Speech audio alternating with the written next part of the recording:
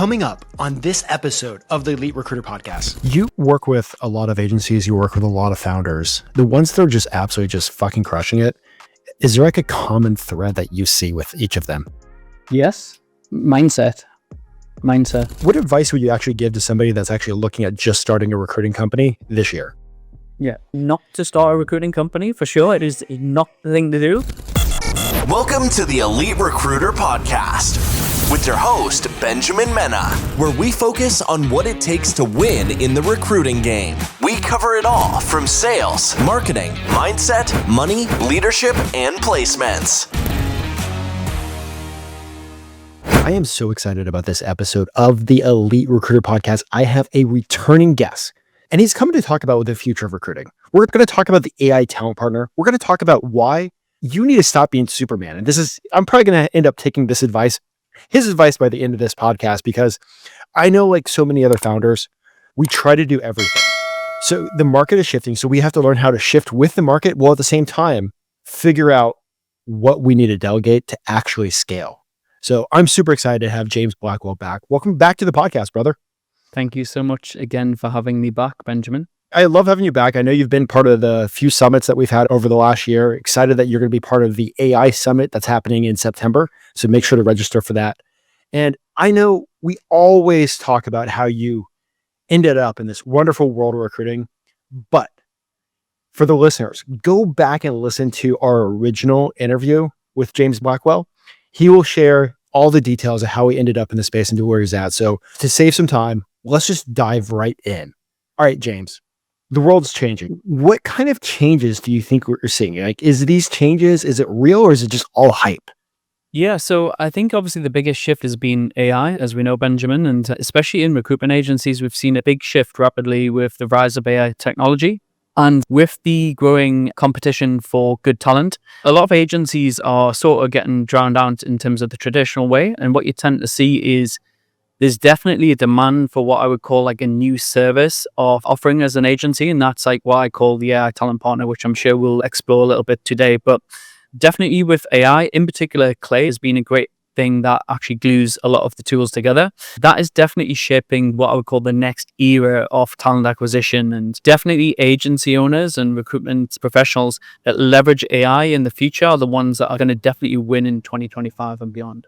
Do you think like agency owners and recruiters, can they still like be successful without the AI and like all the AI stuff? Look, there's always going to be a need for what I would call traditional headhunting, which is over the phone. Probably the higher placement fees for sure when you're doing the $20,000-$30,000 a pound fee, where it's who you know and how you can get in touch with someone. There's always going to be that demand. But for what I would call the typical recruitment agency, where you're working mid-tier roles or lower-tier roles, you are going to get swallowed up by AI, because AI can do a lot of the sourcing, can do a lot of the outreach, can do voice notes, like video messaging, as you've probably seen as well. So there's definitely going to be a bigger shift. And I definitely think if you're not with it, if you're starting an agency, for example, and I say this year, 2025, it's harder than ever to be successful in the agency. Anyone can start an agency, but if you don't leverage tools and technology and AI, it's very, very hard, because you're just starting behind all of your competition. And it's just, I've talked to some recruiters that are just like, AI, I absolutely love it. It's actually saving me time. I'm focusing on conversations again. And then I talk to other recruiters that are just like, it's all hype. It's a waste. Like, I'm not spending any time with this. Like, it's never going to replace a recruiter. Yeah, well, it's never going to replace what I would say, influence and persuading over the phone the candidate to take a job.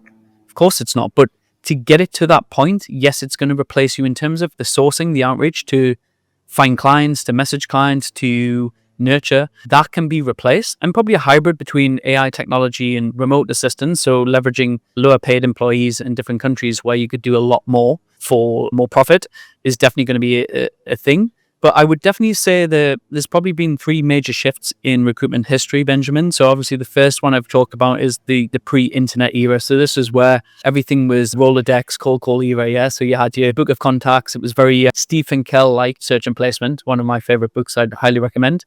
It's all relationship-based agencies. So these were the agencies that had phone books, business cards, newspaper ads to get candidates, and it was just all headhunt. So it was all cold calling and prospects. So that was like manually building pipelines. Probably a lot of your listeners probably don't even remember that stage. That was pre 1990s.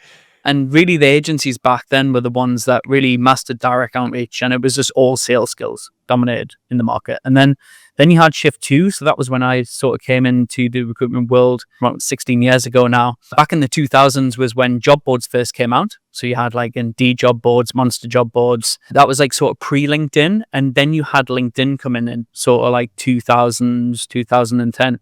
So that was what shift two was, like job boards, then the digital revolution. So you had job boards that changed recruitment forever. Then LinkedIn really changed recruitment forever, because back when you worked in an agency, you were only as good as the CRM and which candidates came on the job board. So I remember when I was in recruitment, when I first started, I had to be in 7 a.m. to get on the job boards to get good candidates, because there was no LinkedIn back then. And then obviously when LinkedIn came out, you had LinkedIn Recruiter.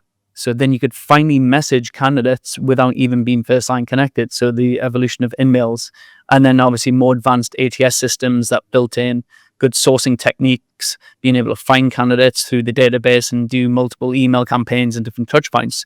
So that created a lot more competition in the market, because it was an even playing field then. So a good recruiter could leave their current employer and start an agency because they didn't need a CRM database anymore. They had LinkedIn, and they didn't need first line connections. They could have an InMail account. So obviously agencies became more automated. So manual outreach was less, CV screening, all of these things that originally really consumed the recruiter's time could be sort of delegated with technology. And it was the agencies that built personal brands back then, leverage LinkedIn more and automation and systemize.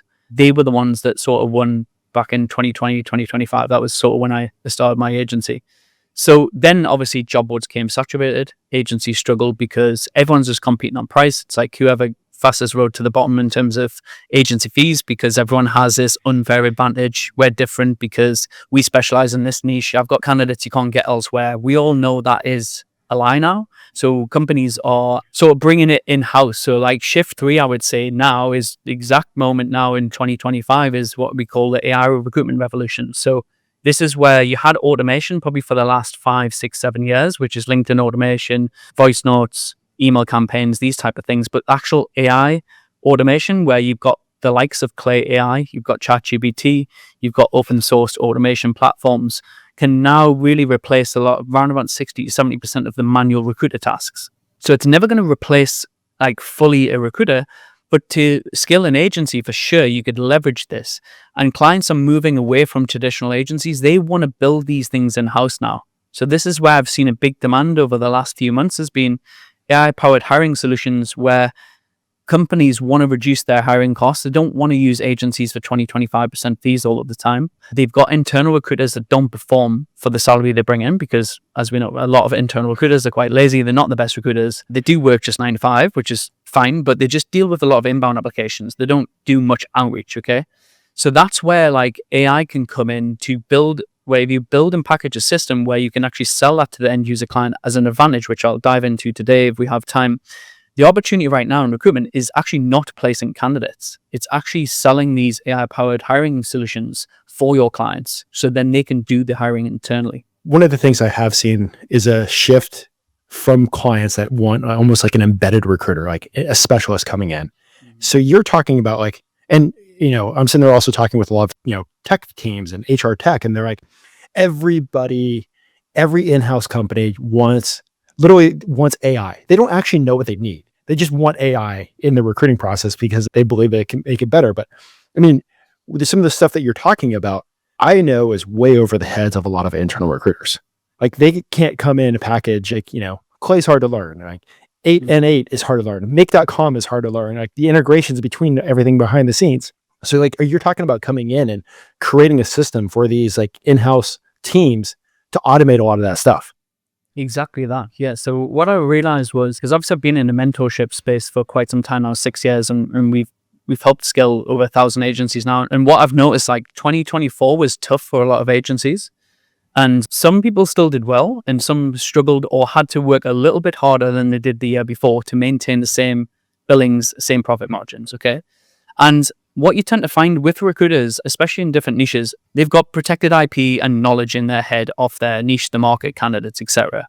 But they don't really always get rewarded for the amount of years they've been in their business. So every year they're starting from scratch, every month they're starting from scratch, and they have to compete with all of the younger people coming in the competition. Whereas if you actually take the opportunity where clients actually want to embed a solution themselves. So they want to do AI. They have to spend money to implement AI. So as we know, every company has got budget to actually implement AI solutions this year in their company. A lot of them have got less recruitment budget.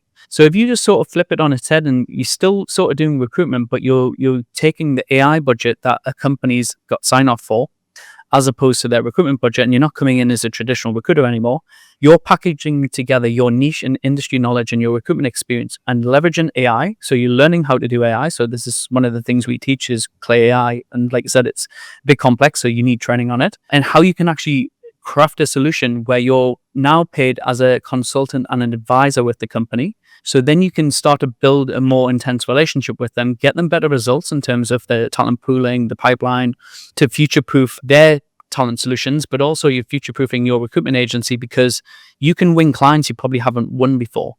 Because clients getting an outreach message now saying, hey, would you like to reduce your recruitment costs and not use agencies anymore? Would you like to reduce your internal talent team costs? Most companies hand raise and say, yeah, what is it that you're trying to sell me, or what is the solution? So then you get open doors way more, which means you can start to pitch this, and obviously making sure that you present the offer correctly and you know exactly what you're doing.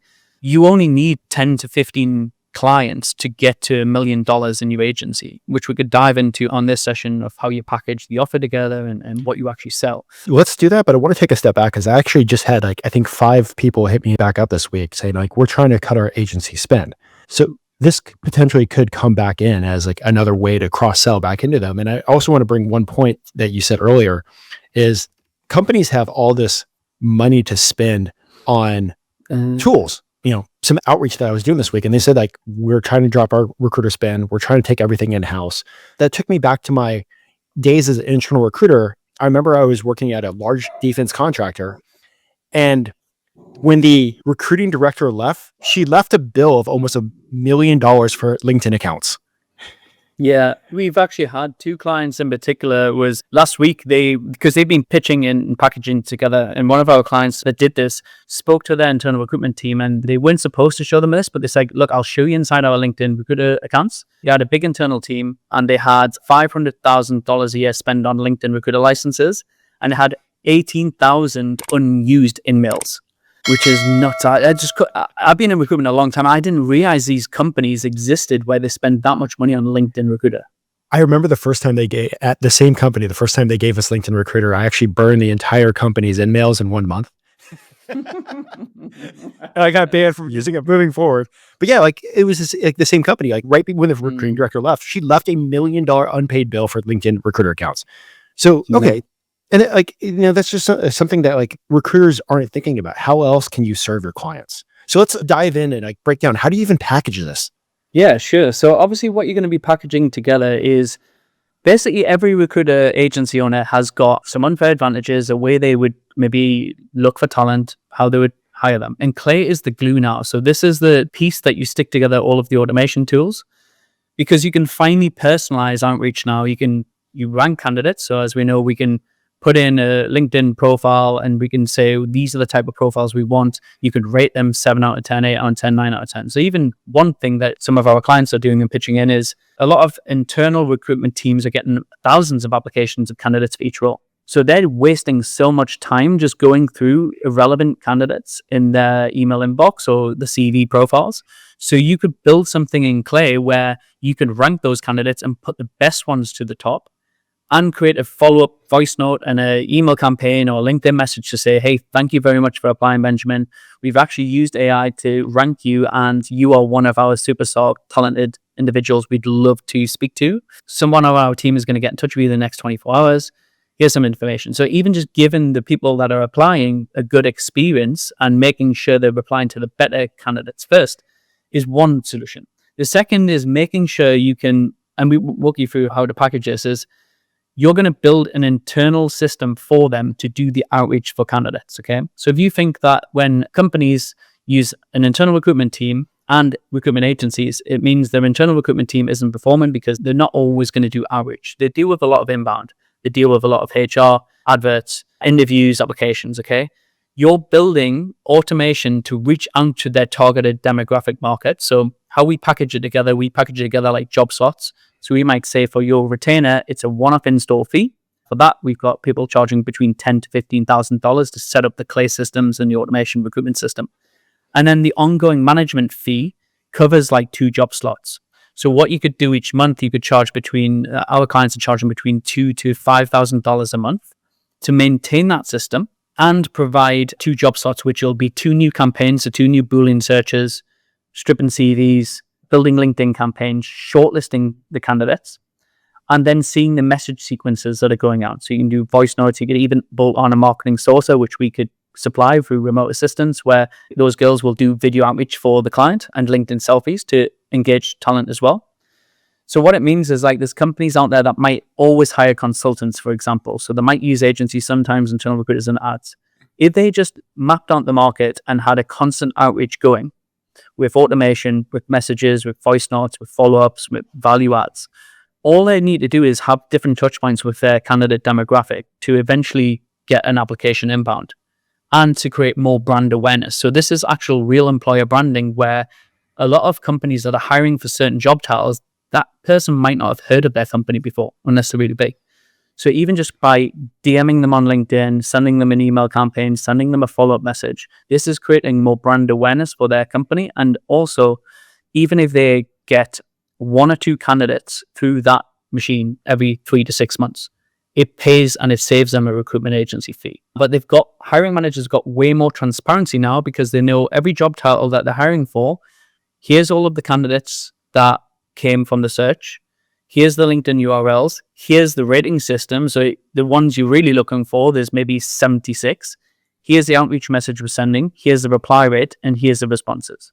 So they've got real transparency over the pipeline now. So they can start to get more predictable hiring. And obviously, as AI gets better with the machine and Clay houses all of these systems, it will get more clever and get better. Now, it's not going to replace recruiters overnight, but the idea is you're building a tangible asset for your end user client. You lead in with this and you still charge performance-based fees on top for the roles they can't fill internally. But you'll do it at a reduced rate because they're a real partner now, because they've paid a retainer every month, they paid an install fee, and you've also created that intense partnership with them where no other agency will work with them because you're really embedded in them as a real talent partner. Okay, a few different things. First of all, Clay is hard as fuck to learn. What's the best way to learn it? I seen probably Clay about a year ago when it really started to take off with recruitment agencies as well. I hired a few Clay experts. One guy called Eric, who's quite big on YouTube, probably seen him. And it was quite hard for even Clay experts to build something for recruitment agencies because you've got all of these tech wizards and you have these Clay agencies out online that haven't got a clue what it's like to run a recruitment agency and how to engage with candidates in a niche. So they never get it right. And then one of our employees and one of my partners in the agency Blueprint now, called George, he had he had a recruitment agency. Then he started just being a geek with Clay. He spent hours and hours and hours trying to build different playbooks, what worked, what didn't work, candidate re-engagement campaigns, 90-day job changes, all of these things. And then I approached him and I got him to come and consult for us, and then committed to bringing him fully on board inside our program so he could actually mentor the clients on. We created a workshop. I think you've done a similar one, partnered with someone similar.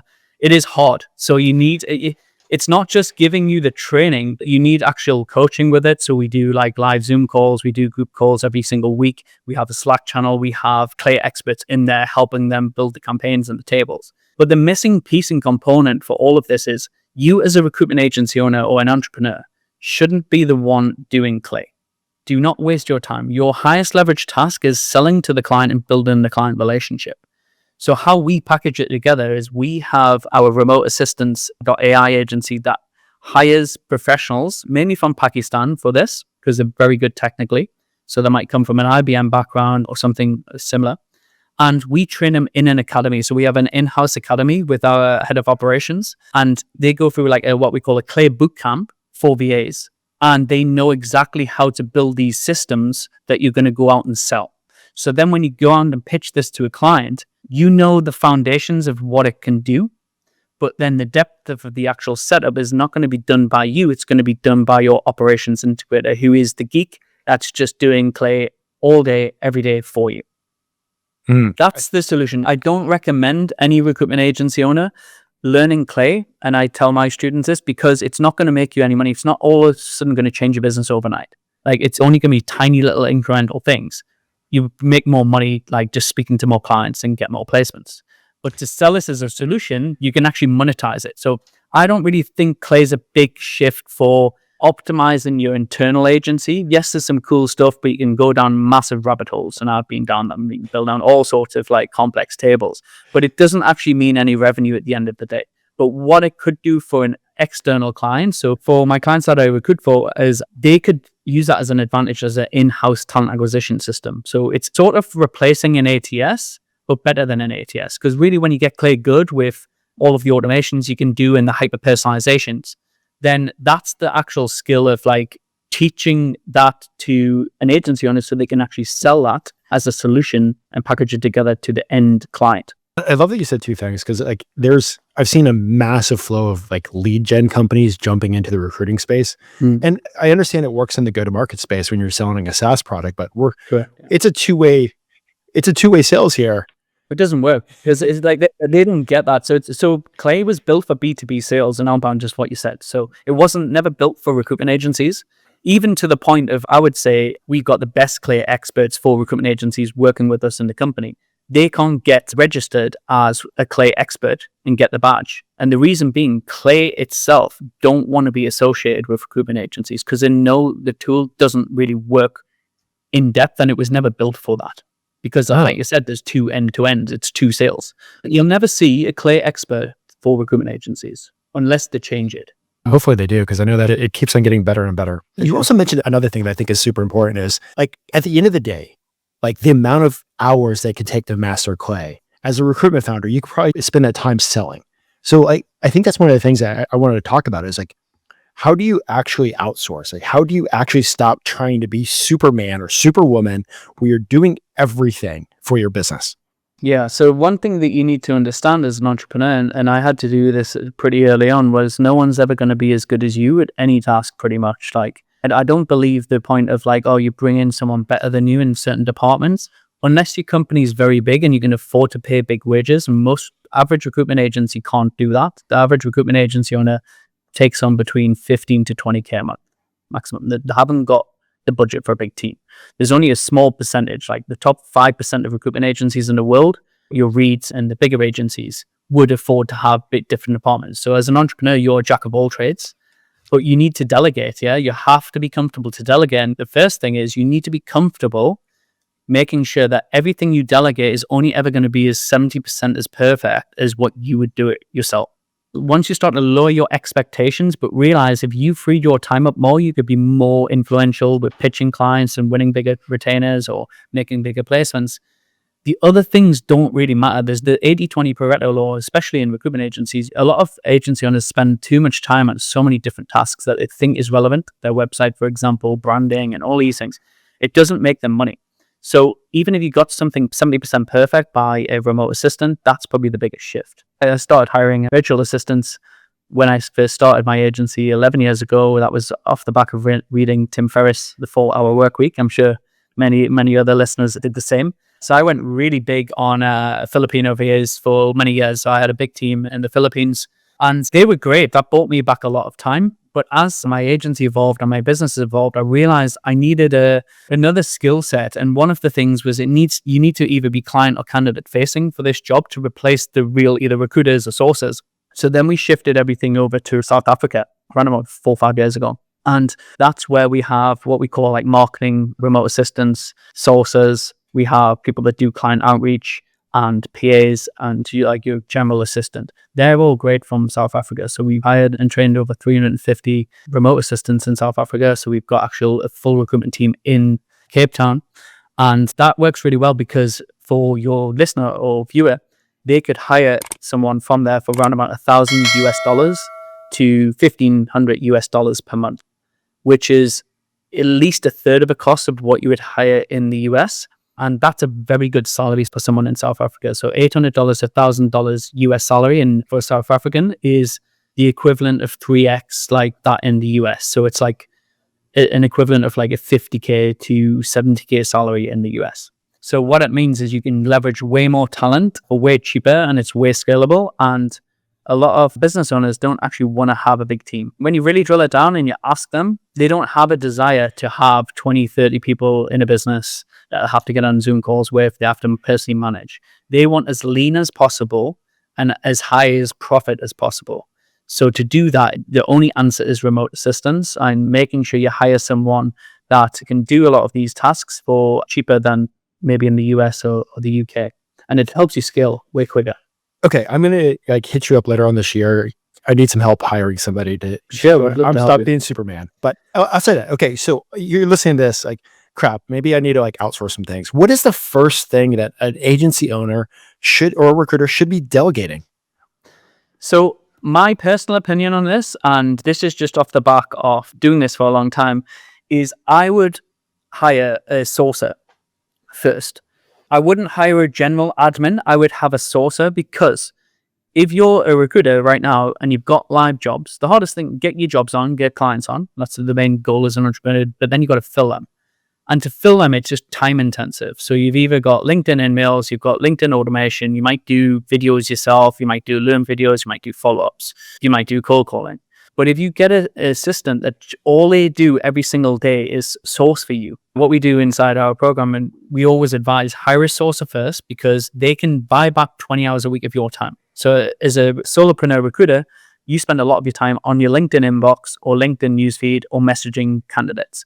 If you can get someone in South Africa, then can do that for you. And all their job is to connect and engage with candidates in your market that could fill one of your positions. They do video outreach, they do LinkedIn selfies, they do voice notes, they do Loom videos, they do follow-ups, they do email campaigns, they do your social media posts, they do your company social media posts to grow your company page. There's so many tasks they can do as a sourcer that's going to buy you back easily 20 hours a week. And the goal is they're an instant ROI. So when someone hires their first employee, normally they've hired and fired a VA in the past, most of the time in support. It doesn't work. I haven't got time to train them up, okay? They're not going to do it as good as me. I'll just do it. So that happens so many times. And I'm sure that's probably the same for you, yeah? We've all been there. It's just you haven't got the time to do it, which is one of the reasons why my agency, Remote Assistance.ai, is we actually have a training academy and we have trainers that train these sources up from scratch. So you can't go out and hire a sourcer in South Africa, for example, because that was never really a role for most of them out there. There is some recruiters there for sure. You could hire a recruiter, but obviously they're going to be way more expensive. The goal here is to have a social media person. So she might have did marketing as a degree at university. She's looking for a first or second job, either part-time or full-time. She's presentable on camera. She's bubbly. She's enthusiastic. She's happy to do some video outreach to learn a job and get paid $1,000 to $1,500 a month. So it's not just finding them, it's having the time to train them. So either you train them up yourself with some Loom videos and have some SOPs on how they do outreach, or obviously use one of our services or someone else that actually can train them up. So we put them in an intensive academy for 4 months whilst they're working for you on how to source, how to reply to candidates, how to find candidates, how to do presentable video, how to do follow-up. But once you get that person, their ROI is if they find you one candidate every month that turns into a placement, it could be 10, 15K fee. They could generate about $200,000 a year for you, and you're paying them between $10,000 to $12,000. So that's like you buying back, because as a solopreneur recruiter, your time per hour is, or you've only got so many units of time every single week, and your goal is to get as much money as you can per hour for your time until you buy someone, which is buy an employee basically, to sort of give you more leverage, because you've got no leverage apart from some automation and some systems. So that's what I would say with the delegation and hiring your first one. It would definitely for me be a sourcer, because they can actually give you cash or return on investment, because they can find a candidate and that turns into a placement. So that's the closest thing to money. I know a lot of people were just okay, cool. I get it. I hear this. I do this. What's some of the mistakes that you've seen people make when it comes to actually hiring the first VA? I could probably list mine. Yeah. The first one is you need to understand the vision of what you want to create in your life and business. So it comes down to mindset first, actually, Benjamin, of what it is you want out of life and this business. And then you can pin back off the revenue you want to achieve, the profit you want to achieve, and you need to recognize you need to hire this person for you to ever achieve your goals in life, because you're never going to get rich just working for yourself, just you independently. You might live an okay life, but when it's heavily dependent on you and you've got no one when you go on a holiday, you're off sick, nothing happens. It's not a business, it's just a high paid job. So the leverage is you can still be what I would call a hybrid solopreneur, where you've got remote assistance, automation and AI, and just you. You could make way more money, but things will happen when you stop. So when you stop work, maybe for a weekend or whatever, there's things happening in the background. So with the remote assistant, it comes down to your vision first. And then when you're onboarding them, you need to spend time with them. So you have to have daily huddles with them. You have to keep them engaged. You have to give them a good onboarding process.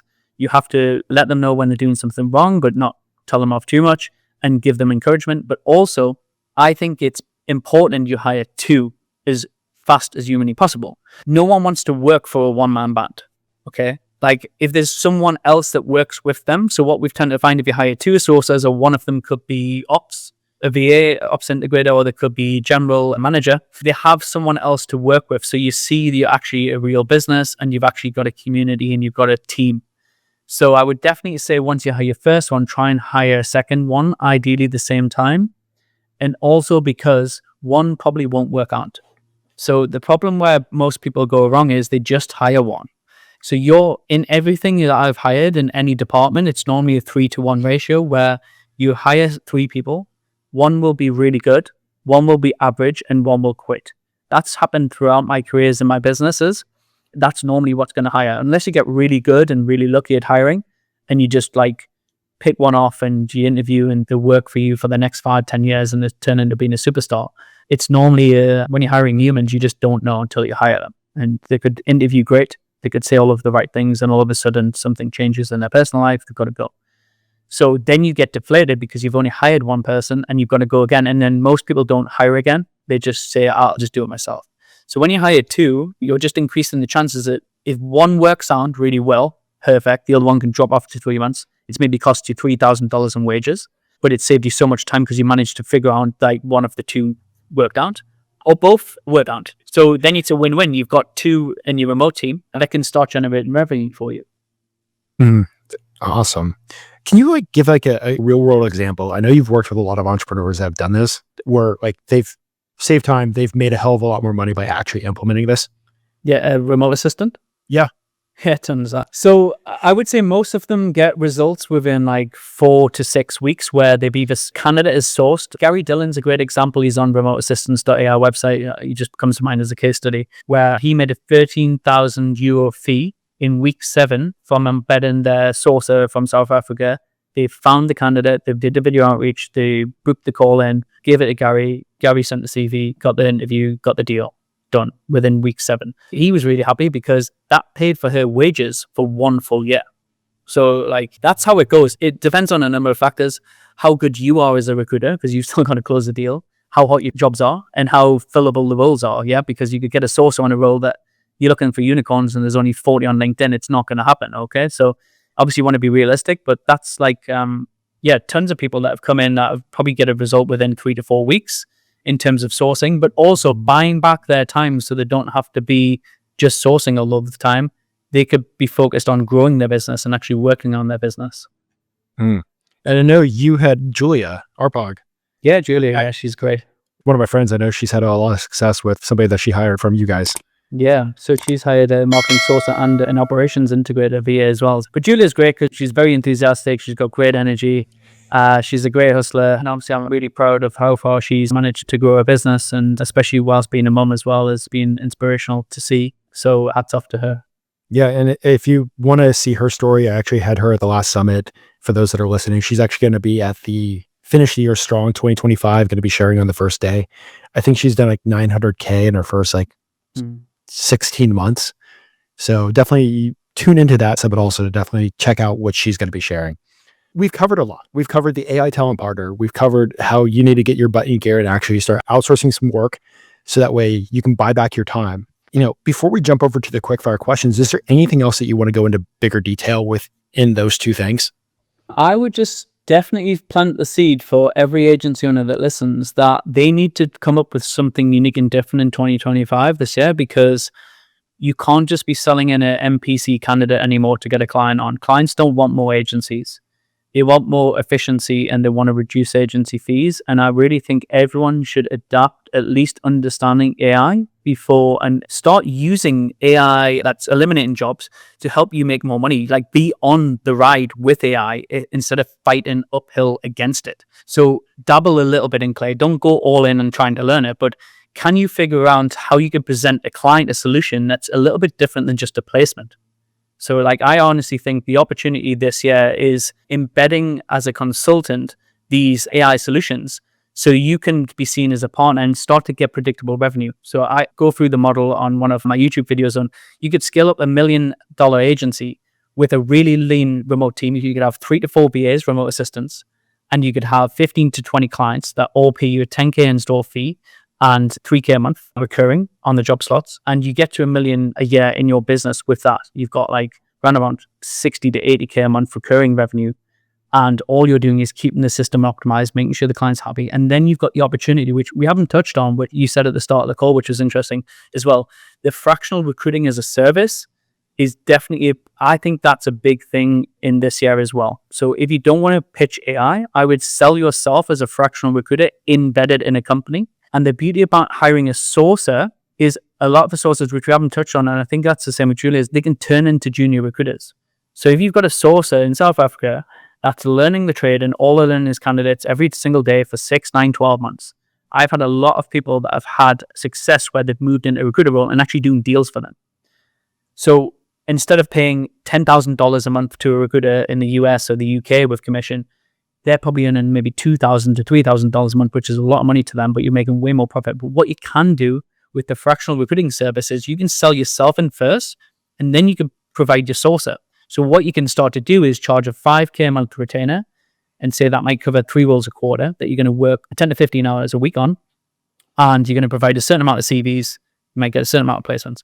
And then you start to bolt on your sourcer. So we've got people that are selling in these sources into the companies as fractional mini recruiters that do the video outreach, the applications, the first screen interviews for 3 to 5K a month. Another great example is a gentleman called Guy. He's based in Dubai, one of my students. He's doing over $1 million now in recurring revenue with this model, with selling in the sources to companies as their internal recruiters. And he's got, I think, 15 to 20 of them out in companies right now. No placements. So this is the thing, like, as a recruiter, think differently. Just shift it a little bit where you don't have to do the full end-to-end recruitment, because double sales is very, very hard. You have to be very good at sales and recruitment to find a client, get a client on board, and win the candidate, especially to get more and more competitive. So if you could just go on one side and provide a consultative sell and maybe sell in these sources as recruiters, fractional recruiting as a service is definitely the way to go to get to, if you're not at like 20, 30K a month recurring, that's definitely the way to get. So you got cash flow in, then you can start to grow your agency. Genius. And I love how you broke down the numbers too, with the real world examples. Well, jumping over to the quickfire questions, we're going to mix it up a little bit. First of all, what advice would you actually give to somebody that's actually looking at just starting a recruiting company this year? Yeah, not to start a recruiting company, for sure. It is not the thing to do. What I would say is, if you're going to do it the traditional way and start a recruitment agency, don't bother, because it's going to be too hot. You're not going to win clients. It's going to be very, very tough. Then you've got to find a candidate. You've got to build a candidate pool. You've got to get first-time connections on LinkedIn. It's going to take 3 to 6 months to do your first deal. What I would sell is yourself, because you've got time. You haven't got money, you've got time. So I would start a fractional recruiting as a service. I would win 3 clients, all at 5K a month retainers, and I would just recruit heavy for them. So 20 hours a week each, work 60 hours a week. That's 15K a month guaranteed in. Bankroll that for the next 3 to 6 months. You've got about 80, 100K cash, which is more than most agencies get in their first year of starting out. But then you start to hire a sourcer or someone that can start to embed in those companies. Instead of charging 5K, you say, I'm going to charge you 3K, but I've got someone I'm training up, I'm still observing it. And then you can start planting that way. And then you can start to do maybe performance-based fees and start to win traditional clients the other way. But I would just be, the goal is to get a 10 to 15K a month as fast as humanly possible. And that is the fastest way, because you get paid on month one once you win the service. That is true. Same question, but for people that have been around the block. I mean, you know, they've gone through at least like 1 or 2 of the different eras and changes in recruiting. Like, what advice would you give to them? Well, actually, a couple of calls yesterday with one agency. She was in for the last 30 years. I mean, I've spoke to a lot of agencies. You got the old schoolers, yeah, they've been doing it 20, 30 years. They're playing the same tricks in the new market. And the problem is, like, it's tougher and tougher. When I was speaking to her, she still hasn't got to a point where she's getting consistent 20K a month. She's getting peaks and troughs of fees because every month you have to start again. And all you're doing is the competition increases all of the time. The competition is way smarter because you've got automation and AI. You've got big internal recruitment teams. You're competing with LinkedIn Recruiter as well, internally with the external teams, like the example you had with the $1 million budget and the $500K budget. So what I would say is they need to adapt with some sort of leverage of technology. So I would be selling in your recruitment service as an AI talent partner or something like that, where you can get some recurring revenue in, where you've actually got a business that's worth something. Because if you're in a business for 30 years and you still don't have any predictable income, you still haven't broke past consistently 20K a month, something is went in there wrong, because it's not being through trial and error and effort. Like for 30 years, if you've been in the game for 30 years in the same market, you should be financially rewarded for that time and input, but it doesn't work like that because you've got to adapt. And a lot of those people that have been in the game a long time, they don't adapt. They don't invest in themselves. They don't want to learn something new. They're a bit burnt out.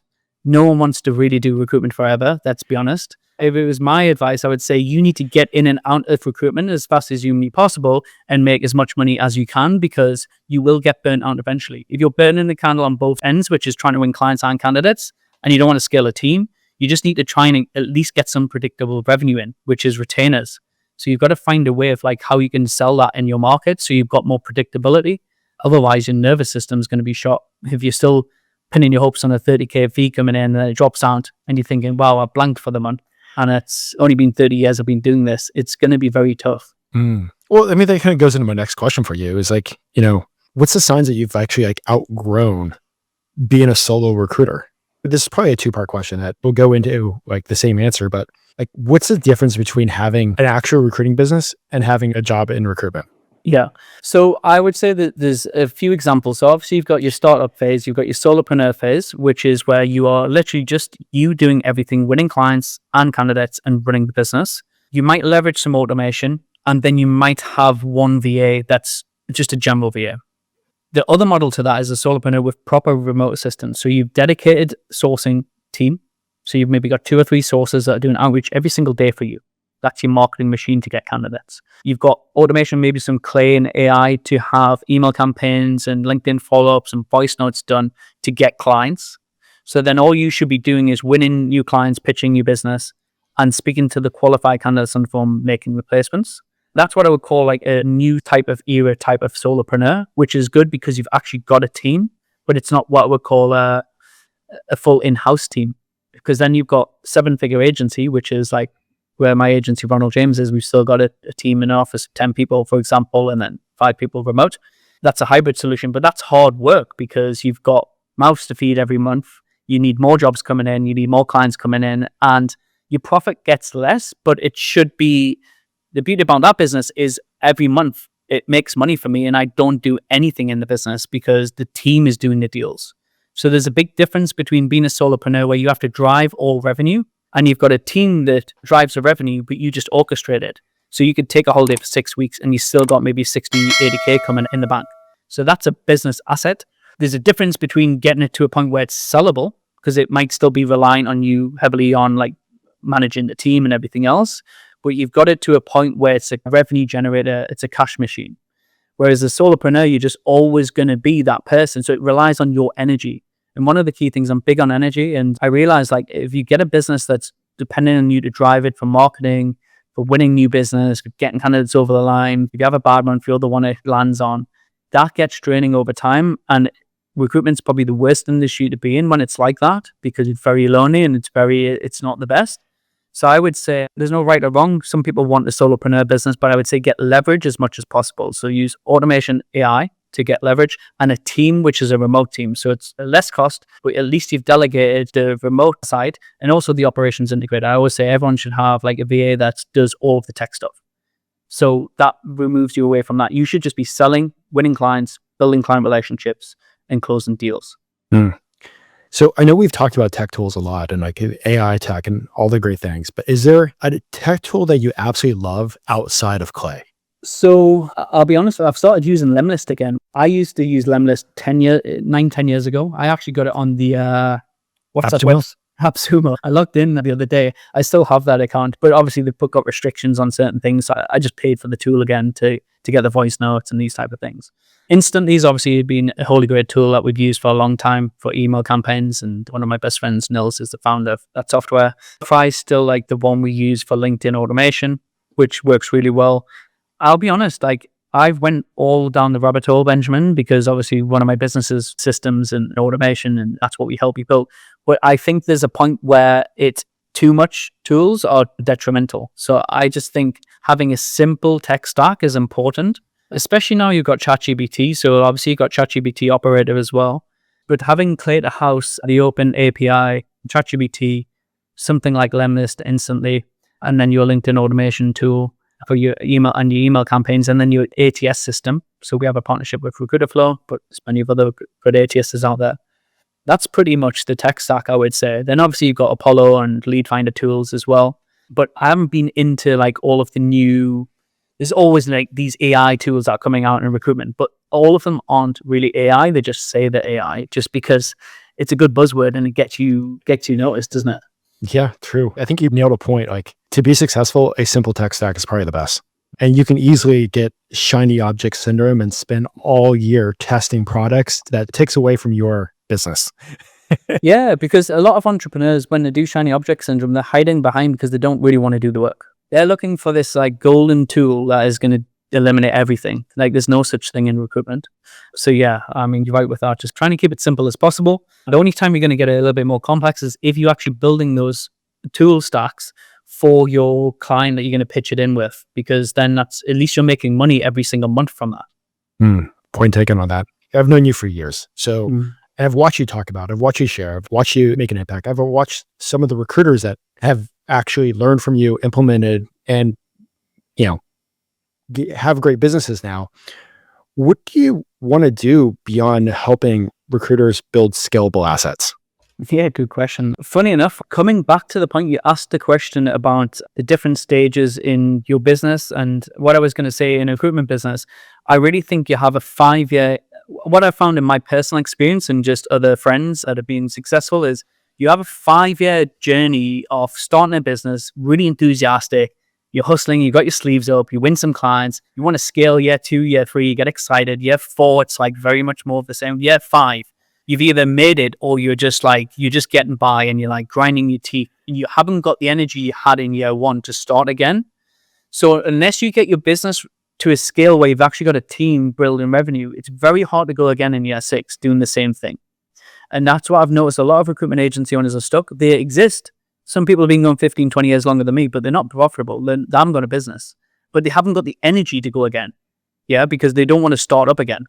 So what I would say is, like, when you're starting out, make sure you've got a 5-year run of being very clear what you're building. If you're building a solopreneur business, that's totally fine, but make sure you do it with at least some remote team to give you leverage.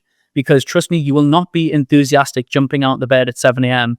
excited to go and win a new client or like look on the job boards or get in your LinkedIn box. That's not going to happen after year 5. So yeah, my personal journey for that was obviously with Ronald James, my recruitment agency, there in year 11 now. But I sort of managed myself out in the business after year 5. I've got the agency Blueprint, and that's been going 6 years now. We launched remoteassistance.ai, which is the direct recruitment agency for the VAs. That's been going 18 months to 2 years.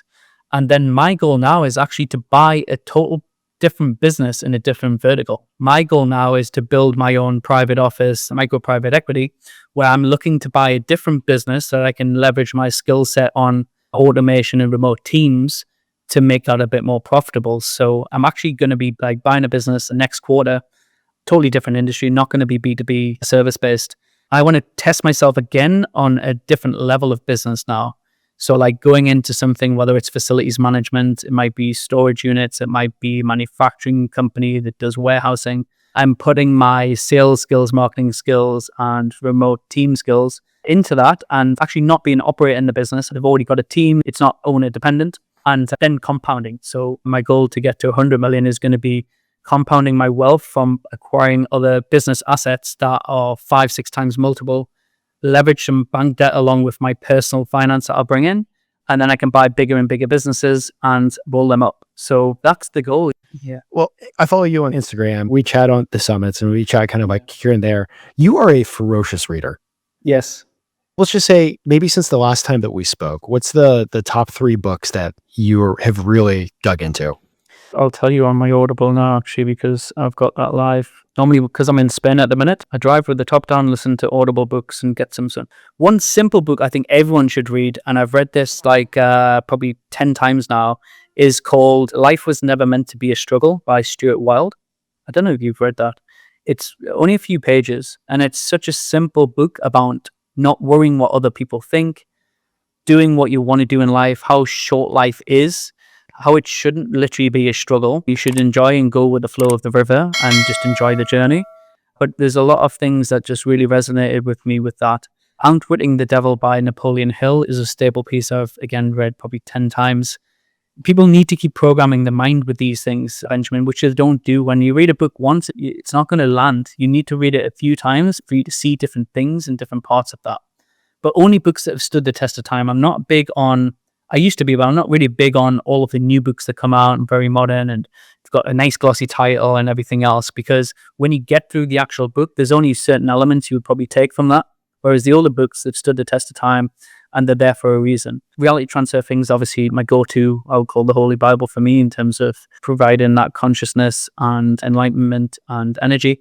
So I always go back to that as a key book. Business book still comes back to Felix Dennis, How to Get Rich. Again, I've listened to that so many times and read that so many times. Every entrepreneur should read that book from front to back because Felix was almost worth $1 billion. I think he was worth £700 million in the UK.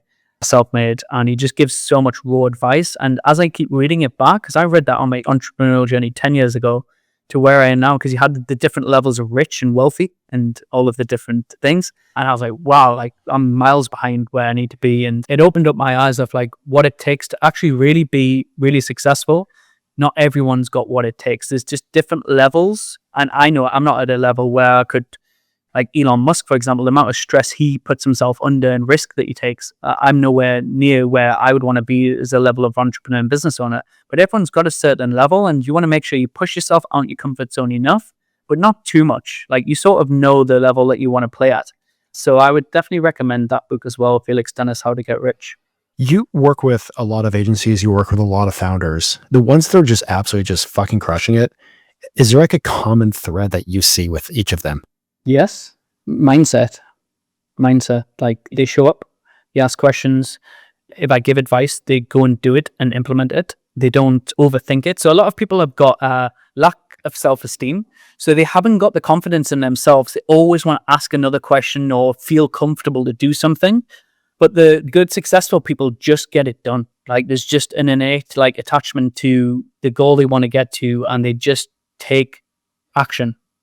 Most people take action. It's not a shiny object like we discussed. It's not a new tool. It's not a new feature.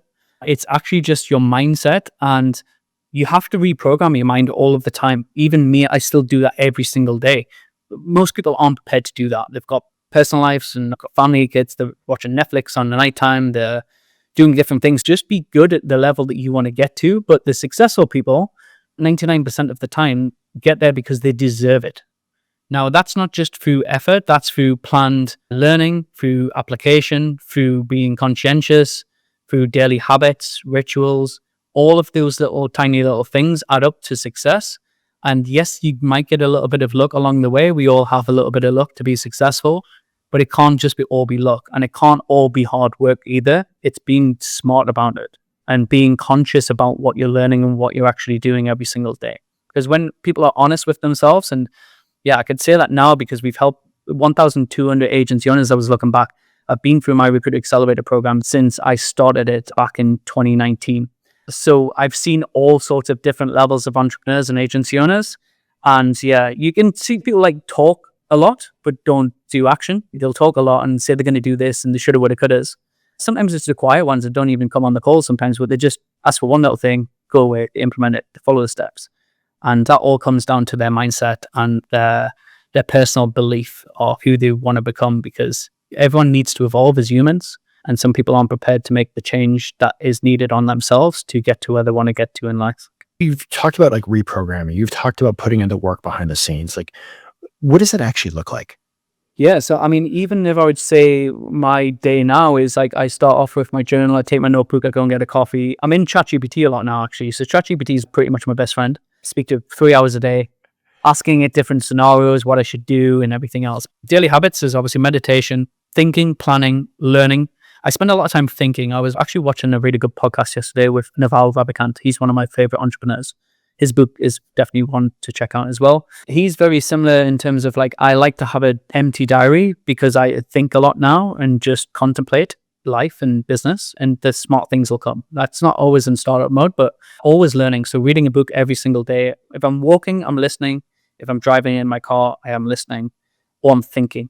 So I'm either thinking about business or I'm learning about business, or I'm learning about law of attraction or energy or consciousness. So whether I'm working on myself, that happens every single day as a daily habit, and it's just a hunger for learn. So you have to have a high teachability index, which means you're willing to learn and adapt, and you have to be a ferocious in personal development. I am obsessed. Like, my addiction isn't drink or anything else. It's like learning.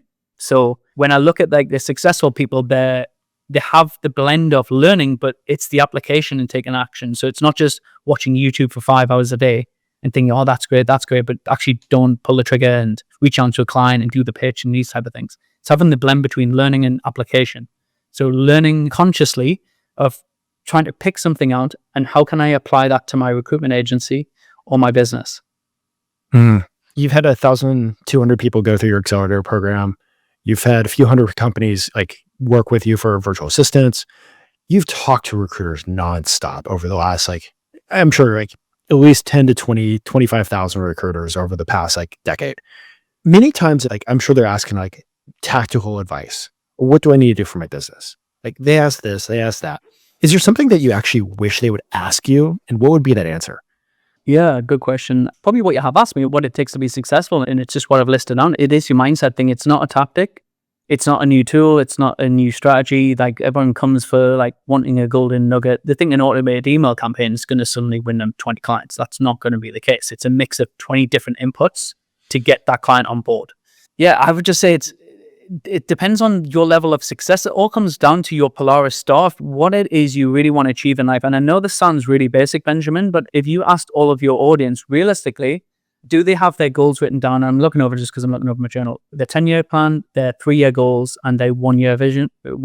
So their 10-year vision, their 3-year goals, and their 1-year goals. Most people haven't written it down on paper. They don't even know where they want to go. So they just go unconscious in life and their business, just floating around. And every year that goes by, they just don't have this desire to where they want to get to in their Polaris star. They're just going through life unconscious. So I would definitely say just working on the mindset, high teachability index, willing to learn and implement. Awesome. James, for people that want to follow you, if they don't already, what's the best way for them to do that? I've got a YouTube channel, which is just type in James Blackwell. We have on YouTube, and then theagencyblueprint.com is our main website. And then if they want a remote assistant, they could follow remoteassistants.ai on LinkedIn or the website. That's probably the best ways. Awesome. Well, before I let you go, James, this has been an awesome conversation. Is there anything else that you want to share with the listeners? I would just say if they've took the time to listen to the full podcast, that means they're intrigued by something. So what I would say is just go and take action with something. So either go and hire your own remote assistant, like from tomorrow, put an advert on, go and find someone in South Africa on LinkedIn. You could do it yourself, but at least take something away and implement it. So write it down, 2 or 3 golden nuggets. Hopefully there was a few that I've shared in today, but don't just do nothing about it. Most people listen to the podcast to feel good, and then they go off to their normal life again. So actually, like, I want you to take some notes today, even just putting it in your note in your Apple phone, which is something I always do and go back to put an action plan in place, like top 3 things you took away that you want to implement in your own business. Absolutely love that. So top 3 things, go implement. But this has just been an awesome conversation, talking about how, clients are looking at changes. They're looking at like how recruiters can actually help them. And as the world's changing, because they're looking for AI, they're looking for this, they're looking for that. So we think about how you could possibly change your offer and take advantage of AI and make money with it. Secondly, it's also like, I think this is one of the biggest curses when it comes to like recruiters and founders. It's the curse of trying to be Superman or Superwoman and do everything yourselves. And like, James said it best. And, later on this year, I'm actually asking for help from him. Like, how do I take stuff off my table, free up some time so I can be more effective within the zone of genius where it comes to like the actual recruiting work and the selling or working on the podcast. So go take something, implement it, and then just go crush it. Make 2025 your year. Thank you.